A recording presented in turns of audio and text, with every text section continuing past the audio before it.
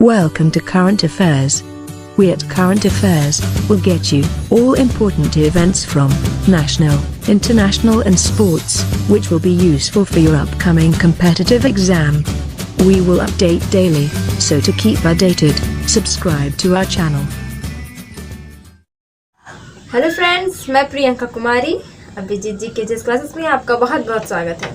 हर रोज की तरह आज भी आपके लिए कुछ महत्वपूर्ण करंट अफेयर्स क्विज लाए हैं, जिसका हमारा आज का विषय है सिविल सेवा दिवस और कोरोना वायरस से संबंधित परीक्षा उपयोगी प्रश्नों का संकलन शामिल है, जिससे संबंधित आपको हम महत्वपूर्ण टॉप 10 प्रश्न बताएंगे जो हमारे कॉम्पिटिटिव एग्जामिनेशन यानी प्रतियोगी परीक्षाओं में इससे संबंधित प्रश्न जरूर पूछे जाएंगे। और हमारे कॉम्पिटिटिव एग्जामिनेशन के लिए यह टॉप 10 प्रश्न बहुत ही महत्व रखते हैं।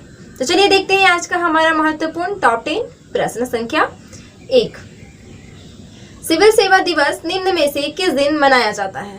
हमारा ऑप्शन ए है 21 अप्रैल, बी है 10 मार्च, सी है 15 जनवरी और डी है 10 जून।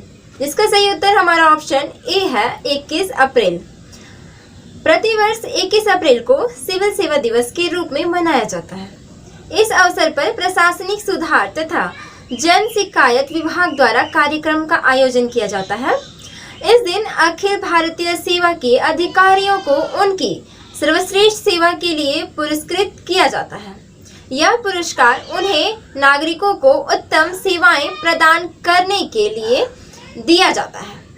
इस दिवस का उद्देश्य भारतीय प्रशासनिक सेवा, राज्य प्रशासनिक सेवा के सदस्यों द्वारा अपने आप को नागरिकों को एक बार पुनः समर्पित और फिर से वचनबद्ध करना है।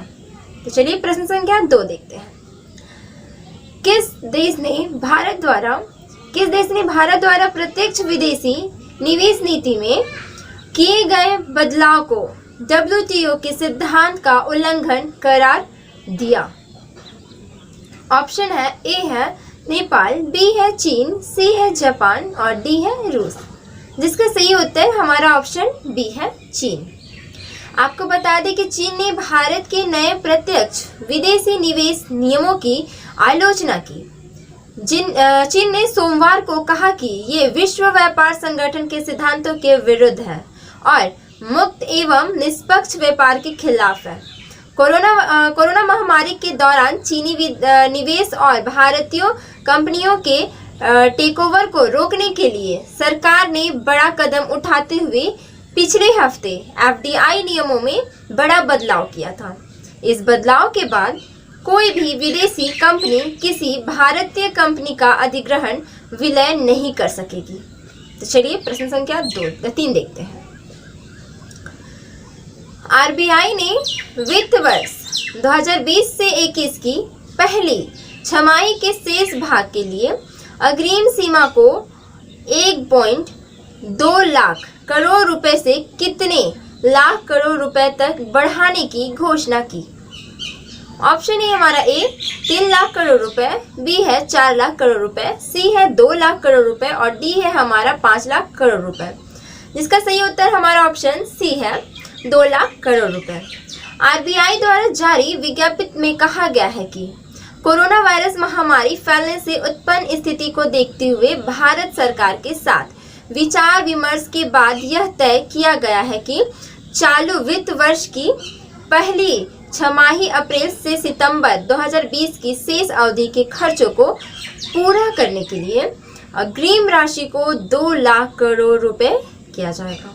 कोरोना वायरस से जूझ रही सरकारों के लिए बंद पड़ी आर्थिक गतिविधियों के बीच संसाधन जुटाने में मुश्किलें आ रही हैं। तो चलिए प्रश्न संख्या 4 देखते हैं। हाल ही में राष्ट्रपति रामनाथ कोविंद का सचिव किसे नियुक्त किया गया है? हमारा ऑप्शन ए है राहुल रॉय, बी है मनोज त्रिपाठी, सी है नीरज अग्निहोत्री और डी है कपिल देव त्रिपाठी। जिसका सही उत्तर ऑप्शन हमारा डी है कपिल देव त्रिपाठी।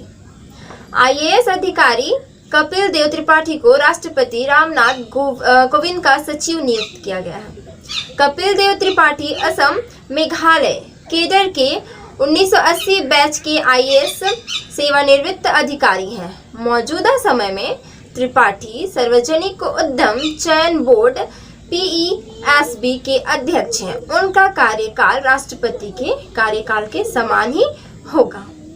तो चलिए प्रश्न संख्या 5 देखते हैं। सड़क परिवहन मंत्रालय ने अपनी वेबसाइट पर ढाबों और ट्रक की मरम्मत की दुकानों की सूची के लिए किस लिंक की शुरुआत की है? जिसका ऑप्शन ए है डैशबोर्ड, बी है कार्डबोर्ड, सी है सेल्स बोर्ड और डी है ब्लैक बोर्ड। जिसका सही उत्तर हमारा ऑप्शन ए है डैशबोर्ड। आपको बता दें कि देश में कोरोना वायरस के प्रसार को रोकने के लिए 3 मई तक लॉकडाउन को बढ़ा दिया गया है। हालांकि हम सभी जानते हैं कि इस कारण ढुलाई का काम करने वाले ट्रक ड्राइवरों को ट्रकों की मरम्मत के लिए दुकानों और खाने के लिए ढाबों की नहीं खुलने से परेशानी का सामना करना पड़ रहा है।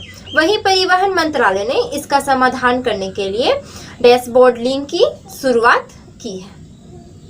तो चलिए प्रश्न संख्या 6 देखते हैं। केंद्र सरकार ने स्थिति का आकलन करने और कोविड-19 की प्रभावी ढंग से रोकथाम के लिए कितनी अंतर मंत्रालय टीमों का गठन किया है? हमारा ऑप्शन ए है 7, बी है 8, सी है 6 और डी है 5। सही उत्तर हमारा ऑप्शन सी है 6। केंद्र सरकार ने 6 अंतर मंत्रालय केंद्रीय टीमों का गठन किया है और मध्य प्रदेश, महाराष्ट्र, राजस्थान और पश्चिम बंगाल को आवश्यक निर्देश जारी किए हैं। ये टीम केंद्र सरकार को अपनी रिपोर्ट सौंपेंगी। गृह मंत्रालय ने कहा कि टीमें गाइडलाइन के अनुसार लॉकडाउन के उपायों के का अनुपालन, आवश्यक वस्तुओं की सप्लाई, सोशल डिस्टेंस और स्वास्थ्य ढांचे की तैयारियों और स्वास्थ्य कर्मियों की सुरक्षा और राहत शिविरों में मजदूरों और गरीबों की स्थिति पर गौर करेगी। हमारा प्रश्न संख्या 7 है। जैव प्रौद्योगिकी विभाग यानी DBT ने कितने कंपनियों को चुना है जिन्हें कोविड-19 का टीका विकसित करने के लिए धन मुहैया कराया जाएगा? हमारा ऑप्शन ए है 4, बी है 5, सी है 8 और डी है हमारा 3। सही उत्तर हमारा ऑप्शन डी है 3।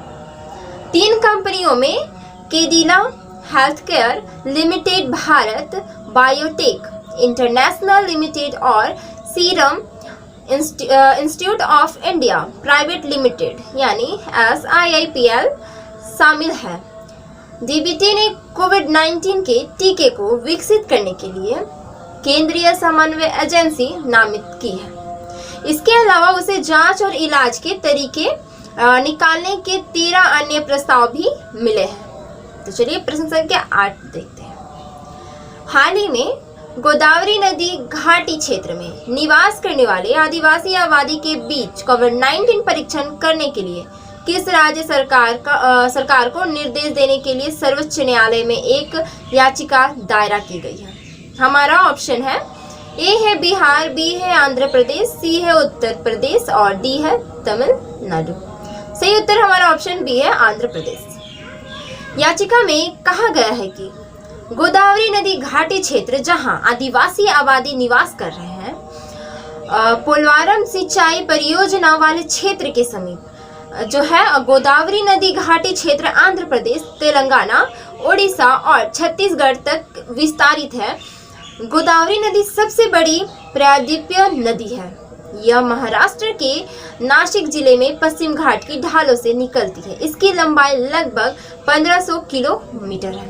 तो चलिए प्रश्न संख्या 9 की ओर चलते हैं।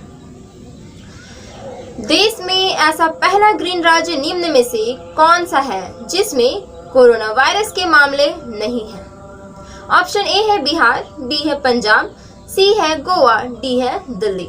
सही उत्तर ऑप्शन सी है गोवा। जी हाँ, महाराष्ट्र से ही सटे छोटे राज्य गोवा ने कोरोना के खिलाफ जंग को जीत लिया है। गोवा कोरोना को मात देने वाला देश का पहला राज्य बन गया है और जब अब यहाँ एक भी कोरोना मरीज नहीं है, गोवा के मुख्यमंत्री प्रमोद सावंत ने घोषणा किया कि राज्य में कोरोना संक्रमण के एक भी सक्रिय केस नहीं है। पहले से जो 7 लोग संक्रमित थे वे पूरी तरह से ठीक होकर डिस्चार्ज हो गए हैं। लगातार लोगों का टेस्ट किया जा रहा है लेकिन संक्रमण का फैलाव नहीं हुआ है। समय रहते ही गोवा ने यह जंग जीत ली है। तो चलिए टॉप 10 का प्रश्न संख्या हम 10 देखते हैं। निम्न में से किस कंपनी ने दृष्टिहीन लोगों के लिए टॉकबैक कीबोर्ड विकसित किया है? ऑप्शन ए है गूगल, बी है TCS, सी है फेसबुक, डी है Amazon। सही उत्तर ऑप्शन ए है गूगल। गूगल ने नेत्रहीनों के लिए टॉकबैक नाम से एक ब्रेल कीबोर्ड जारी किया है। कीबोर्ड का उपयोग बिना किसी अतिरिक्त हार्डवेयर के जोड़ा जा सकता है। कीबोर्ड को एंड्रॉयड फ़ोन पर रोल आउट किया गया है जो एंड्रॉयड संस्करण 5 या उच्चतर का समर्थन करता है और बेलग्रेड 1 और 2 का समर्थन करता है। तो आज का हमारा महत्वपूर्ण टॉप 10 प्रश्न यही समाप्त होता है जो हमारे प्रश्न कॉम्पिटिटिव एग्जामिनेशन में पूछे जा सकते हैं, जैसा कि मैंने आपको बताया, जो हमारे लिए काफ़ी आवश्यक है और चाहे यदि हमारे एग्जाम में ना भी पूछे जाए तो ये हमारे नॉलेज के लिए बहुत ही ज़्यादा ज़रूरी है। उम्मीद है कि आपको हमारा यह वीडियो पसंद आया होगा। बने रहिए हमारे चैनल पर और हमारे चैनल को सब्सक्राइब, लाइक, शेयर और कमेंट और ज़रूर करें। तब तक के लिए नमस्कार।